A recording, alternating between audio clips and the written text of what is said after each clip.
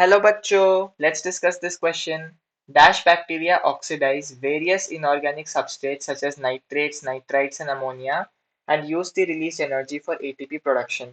They play an important role in the recycling of nutrients. A. Photosynthetic autotrophic, B. Chemosynthetic autotrophic, C. Parasitic या D. saprophytic.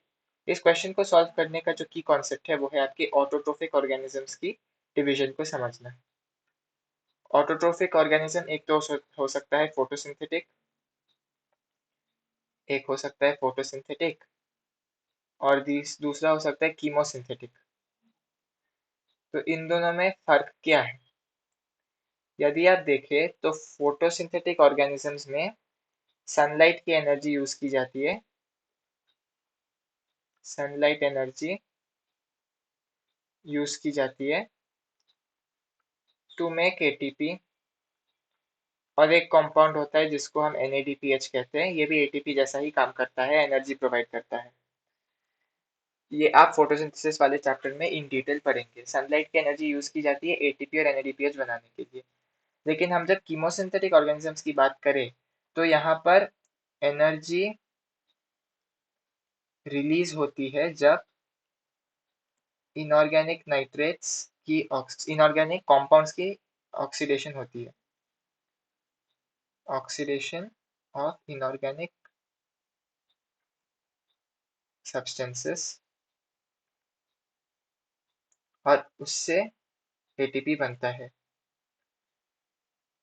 ये जो energy release हुई इसकी oxidation से, उससे ATP बनता है। फॉर एग्जाम्पल यदि हम कहें कि नाइट्राइट है, नाइट्राइट की जब ऑक्सीडेशन होती है तब नाइट्रेट बनता है, और जब नाइट्रेट बनता है इसके साथ साथ एनर्जी भी रिलीज होती है। तो यही एनर्जी का क्या होता है, इससे एटीपी बनता है।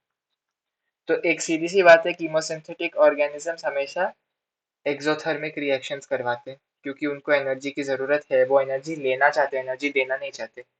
तो एक्सोथर्मिक रिएक्शंस करवाते हैं।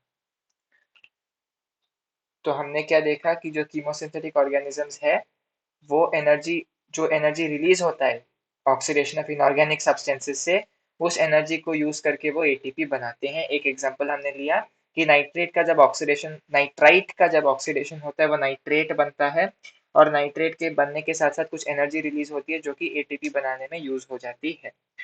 तो हमसे क्वेश्चन में यही पूछा गया है कि ऐसे ऑर्गेनिजम्स का नाम क्या है, तो हमने देखा कीमोसिंथेटिक बैक्टीरिया इनको कहते हैं, हम कीमोसिंथेटिक ऑर्गेनिजम्स कहते हैं।